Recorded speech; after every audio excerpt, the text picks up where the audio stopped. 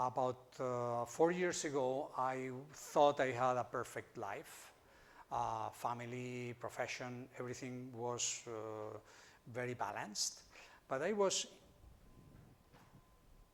indeed living a kind of dream. I had a solid understanding about my body, my mind, but I had no idea about the invisible forces that are connecting our mind with our emotions and with our body. So at that point, I started to realize that although I thought that everything was okay, there was something going on that was not right. And on October 2014, my eldest son, who was studying at a college in California, had a serious nervous breakdown that required medical attention. This crystal ball was shattered into pieces. My entire connections, mind, body, and emotions were also disintegrated. I then started realizing, what can I do? I had been working on neuroscience and in immunology for over 3 decades. So I went back to all this knowledge in neurophysiology, and I tried to understand as much as I could about psychology, psychiatry. It was not enough. I needed something else. That's why when I started reminding myself that I was really separated from everything around me, like this crystal ball here, that I needed to bring everything together. And for that, I needed to come back to what I was doing many years ago, which was focusing on holistic medicine. I got a degree in acupuncture. I learned Chinese traditional medicine, and I was able to also do transcendental meditation. I'm talking about 35 years ago. So all that gave me a basic understanding about holistic medicine. And I also had the chance to interact with people, with especially physicians, like Deepak Chopra, like Brian Weiss, or Bruce Lipton, who lives relatively close to here. So with all this information, I started to realize that although everything seemed okay, although I had a very busy life, I was pursuing trivial pursuits, and I had lots to do every day. I had high functioning anxiety. So I had something that I was not realizing, which was really driven by thoughts and by memories. So all of that was having a tremendous impact in my life and in my body.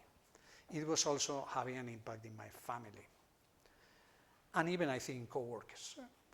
So that's when I realized that everything that I was doing was not enough.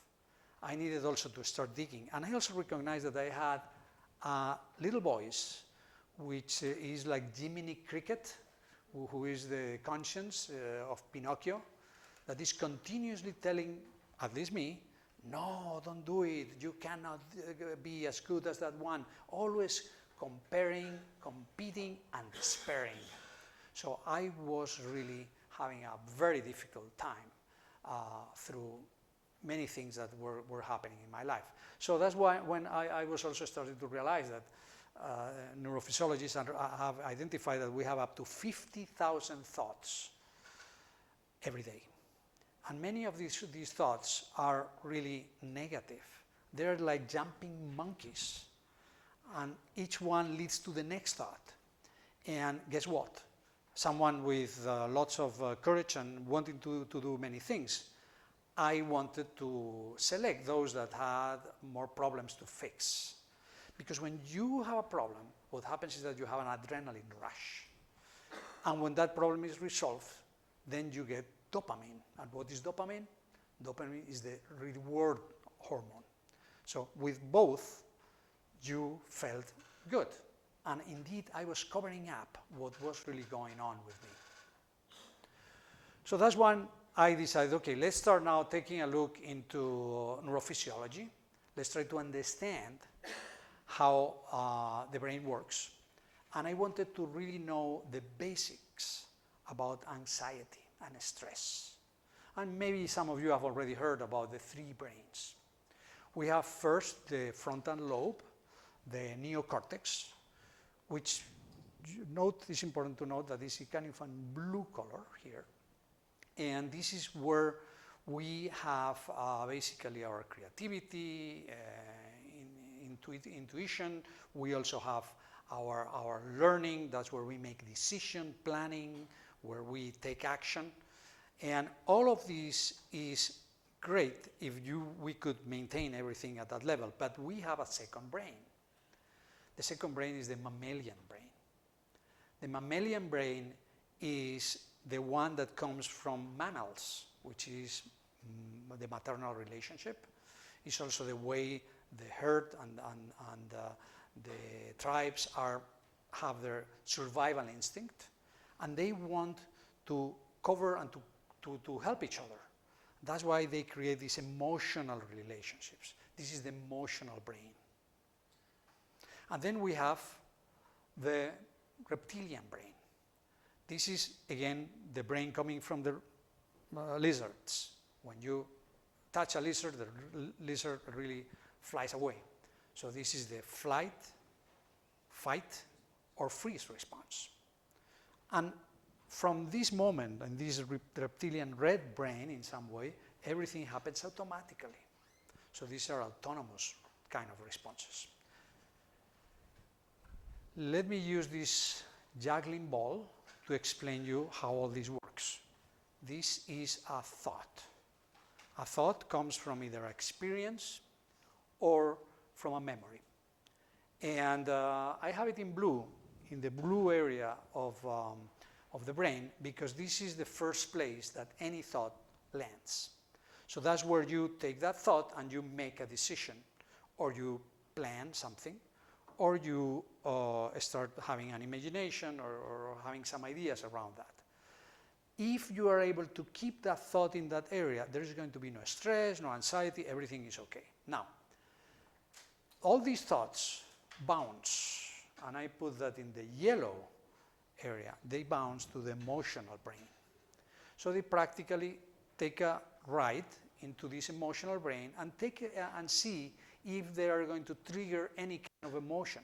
The majority of our thoughts are going to be neutral, so they are going to be in yellow.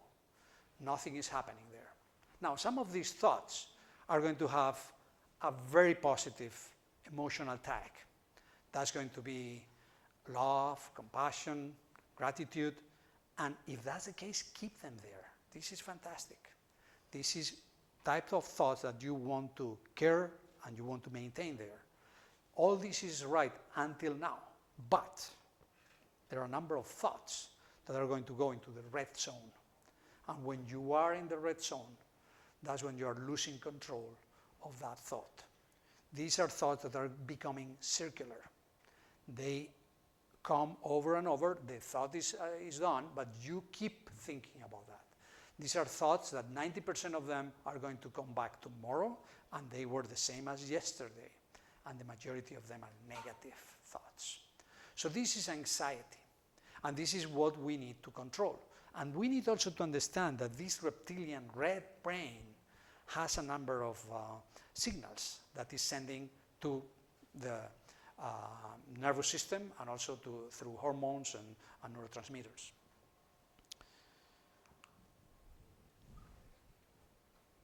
When I looked into that, I started realizing that the holistic knowledge, ancient cultures, already described all these connections.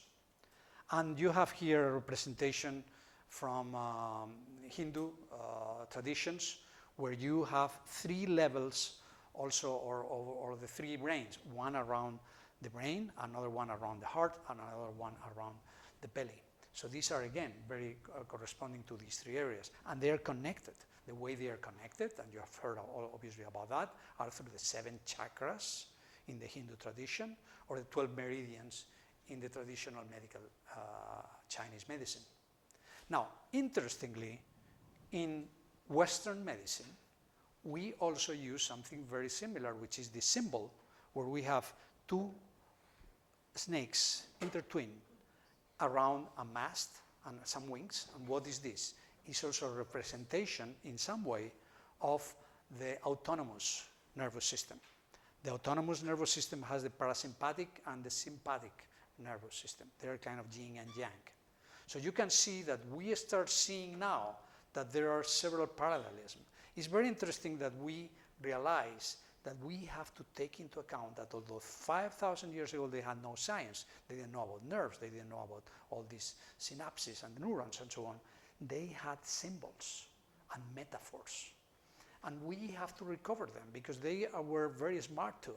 They couldn't communicate even through books. Everything was in illustrations, in dances, in songs, and all that is very valuable. Now, what is happening now is that Western medicine is having a widening gap versus traditional and holistic medicine. There's nothing we can do about that.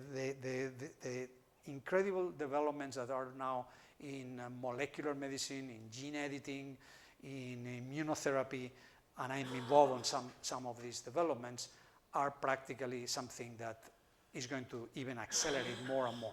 So I realized that it was almost impossible to be able to put both together. So when people talk about integrative medicine, complementary medicine, alternative medicine, I have my doubts. And that's why I'm getting back into something called the third culture. This is a book written in 1996 by John Brockman that started to think about a way to create a new way, a third way, putting together data that are generated by medical science and all these ancient traditions. And when doing that, we can create something new that still is independent, but without trying to put together things that are going to be more and more difficult to have this complementarity. So that's why I developed mindful framing. Mindful framing is a combination of many ideas coming from neurological data and physiology, and also from holistic medicine. The idea is to find a way to get into this nice space of mindfulness. When I tried mindfulness before, I had difficulties on doing that without judgment, which is what you're supposed to do.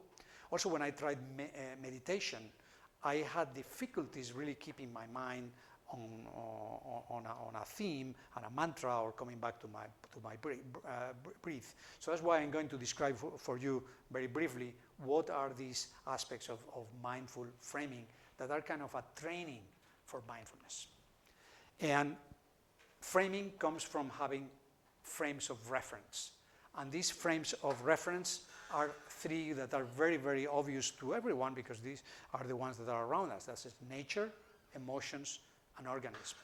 What really does nature mean? Nature is the natural world in contrast with the artificial world.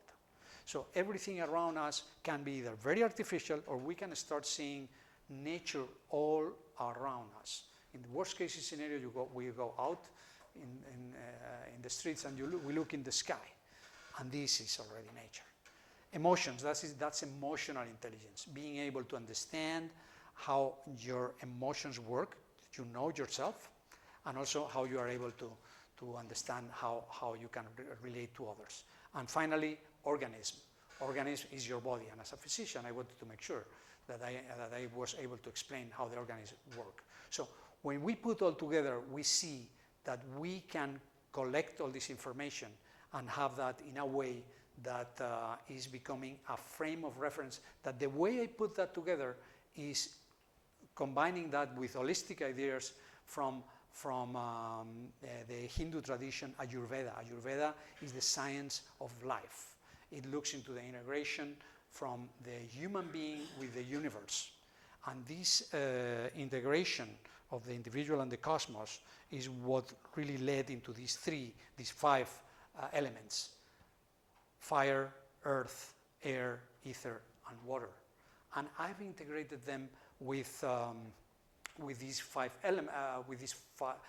three frameworks. So I've created what I call the Neo-Chi lifestyle. What is Neo? Is nature, emotions, and organism. Qi is the vital energy, the very well known way to define like Qigong or Tai Chi. And this is a lifestyle. So you are putting all together these elements with these frameworks, and using a visualization exercise, you are able to create this framework for the rest of the day. We're going to take a look into how this works. So one of the characteristics of mindful framing is that you start your practice focusing on your anxiety triggers. And this is something that you will never see in a standard meditation practice. But you see that in cognitive behavioral therapy or in psychotherapy. So again, we are integrating knowledge that comes from psychology. So you do that in what is called the anxiety bus. This is a bus where you practically start seeing first all the triggers of anxiety of your day. You classify, organize them, and analyze them. You put them in different seats in your bus. The bus is first in the direction of anxiety. You're the driver of the car, of the bus. You have someone that is observing everything that happens in the bus, and then you descend the bus and you let the bus go into vital energy, because now you have organized all those thoughts in one place, so that now you don't need to come back to all these ideas throughout the day. And that's what happens normally. You have all these thoughts, if you remember, that I mentioned, that come and are circular and are bothering you. So if you get rid of them in the morning, you're going to feel much better. Next is the sensory world. So in order to be ready for nature, you need also to ensure that you have your sensations ready. And this is going through the 5 senses, and eventually also taking a look into your bodily sensations. Now, when you do all these, you're now ready for the natural world. And in the natural world, that's where you now have this combination with the different elements. And the way you are going to notice that these illustrations are relatively naive. The reason is that my focus here is to teach kids and teenagers, and obviously everyone else. But I think that if I start thinking on 12-year-olds and 5th graders, they're going to be able to understand and to follow these very simple aspects that are going to teach them about ethical values and code of conduct. So we can explain to them what's the earth, which means all the forms that are around us. We explain what's the water, and the water is the 70% of the world is covered by water. We are 60% water. We can talk about the air, the exchange between oxygen and carbon dioxide. We can talk about the fire. Look at the solar panels that are practically every plant.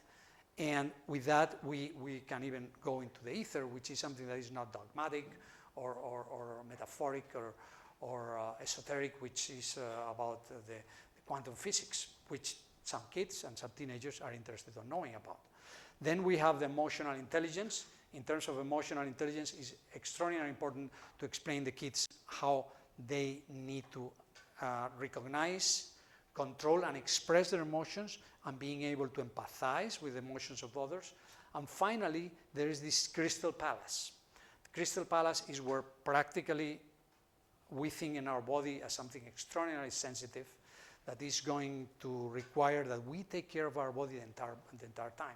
So with these 3 elements, nature, emotions, and organism, we are ready now to start going through our day. Now, I have a very simple final suggestion on how to do that, and this is a formula or equation that I recommend you all you to remember. This is less is more, because we are usually adding things. The idea here would be to do less things.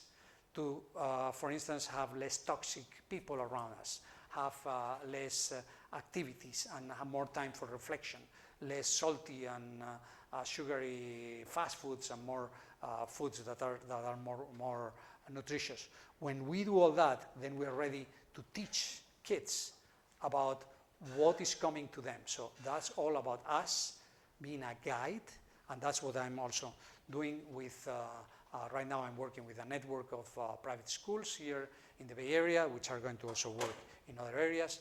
And with all that, the idea is to teach other, especially people that are near you, how to have a more ethical and a nice life, especially in relation to love, compassion, and gratitude. Thank you so much.